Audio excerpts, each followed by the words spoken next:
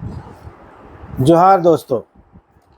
झारखंड के स्वास्थ्य मंत्री डॉक्टर इरफान अंसारी ने आज एक निर्देश जारी किया और उन्होंने कहा कि राज्य में सरकारी अस्पतालों में अनधिकृत यूट्यूबर्स और अनधिकृत पत्रकारों के प्रवेश पर रोक लगा दी जाए। अब अनधिकृत यूट्यूबर और अनधिकृत पत्रकार से उनका क्या तात्पर्य है, ये तो मंत्री जी बता सकते हैं, क्योंकि अधिकृत के स्वास्थ्य विभाग कोई अलग से जारी करता है पत्रकारों और यूट्यूबरों के लिए कोई पहचान पत्र, या यूट्यूबर को तो पीआरडी मान्यता भी नहीं देता सरकार का, तो फिर अनधिकृत क्या होता है। और दूसरा, एक सिटीजन जर्नलिज्म नाम की भी चीज़ होती है। हर नागरिक को ये अधिकार है, पत्रकार कोई अलग से अधिकार लेकर नहीं आता है, पत्रकारों को भी वही अधिकार हासिल हैं जो एक आम नागरिक को दिए गए हैं। तो एक आम नागरिक भी कहीं अगर व्यवस्था में उसको कुछ खामी दिखती है या किसी मुद्दे को उठाना चाहता है तो वो उसको उठा सकता है, चाहे वो वीडियो के माध्यम से हो या सोशल मीडिया पर लिखकर हो। लेकिन मंत्री जी को ये सब गवारा नहीं है और इसलिए उनको ये सब बातें खराब लगती हैं। मंत्री जी को लगता है कि यूट्यूबर्स और पत्रकारों की मौजूदगी से संस्थान की छवि बिगड़ रही है। वाह मंत्री जी, आपके स्वास्थ्य की व्यवस्था में जो छेद है वो कैमरे की लेंस से बड़ा हो गया है, वो खुली आंखों से भी लोग देख सकते हैं। उसके लिए यूट्यूबर्स के कैमरों की या पत्रकारों के लिखने की ज़रूरत नहीं है। जब अस्पताल में मरीज इलाज के अभाव में मर जाता है, जब डॉक्टर नहीं मिलता, जब नर्स गायब रहती है, जब दवा का स्टोर बंद रहता है, बाहर से दवा मंगाई जाती है, खून के बदले नमक का घोल चढ़ा दिया जाता है, उससे स्वास्थ्य विभाग की छवि पर, उससे अस्पतालों की छवि पर कोई खतरा नहीं आता। असली खतरा तो आपके हिसाब से तब आता है जब कोई पत्रकार, कोई यूट्यूबर या कोई सामान्य आदमी ये सब रिकॉर्ड कर ले और सोशल मीडिया पर डाल के दिखा दे पूरी जनता को, पूरी आवाम को।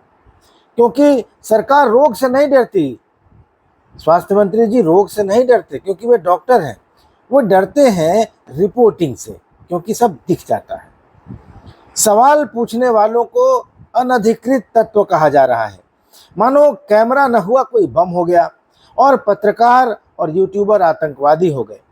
पत्रकार अगर अस्पताल में घुस जाए तो छवि बिगड़ जाती है, लेकिन जब कोई अपने गाड़ी में लाखों रुपए कैश लेकर पकड़ा जाए, जेल जाना पड़े, उसको पार्टी से निकाल दिया जाए, तो उसकी छवि नहीं बिगड़ती, क्योंकि अगले चुनाव में वो जीत कर फिर मंत्री बन जाता है।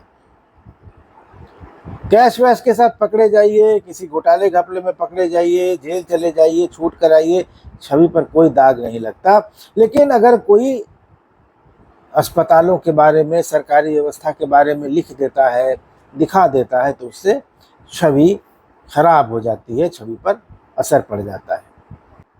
और हाँ, मंत्री जी को मेरा सुझाव है कि इलाज, जांच और दवा ऑल इन वन एक छत के नीचे मिलनी चाहिए। लेकिन आपके अस्पतालों की छत तो टपकती ही नहीं, कभी कभी तो गिर भी जाती है और इलाज कराने आए लोग मर भी जाते हैं। इलाज अगर मिलता भी है तो हफ्तों अस्पताल में रखने के बाद मिलता है, कभी कभी तो मरीज गुजर जाता है, इलाज नहीं मिलता। जांच की रिपोर्ट कभी आती है, कभी गायब हो जाती है। और मंत्री जी को इन सब की चिंता हो ना हो, पर उस यूट्यूबर की, उस रिपोर्टर की चिंता ज़रूर है जो ये सब दिखा और बता देता है। तो ठीक है मंत्री जी, अगर आपको छवि की इतनी चिंता है तो रिपोर्टर और यूट्यूबर और कैमरे और माइक को बंद कराने से अच्छा है अस्पतालों को ही बंद कर दीजिए। न मरीज आएंगे, न इलाज की मांग होगी, न ज़रूरत पड़ेगी डॉक्टरों की, स्वास्थ्यकर्मियों की, नर्सों की, और कोई रिपोर्टर भी नहीं जाएगा, कोई यूट्यूबर भी नहीं जाएगा। तो बेहतर होगा कि अस्पतालों को इलाज के लिए बंद कर दिया जाए, बाकी सारे काम वहाँ चलते रहें, मरीजों का इलाज बंद कर दिया जाए। मरीजों का क्या है, या तो मरेगा या फिर प्राइवेट में घर ज़मीन बेचकर इलाज करा ही लेगा। जिसको जान की चिंता होगी वो कहीं ना कहीं से पैसा लाएगा, लेकिन छवि बची रहनी चाहिए।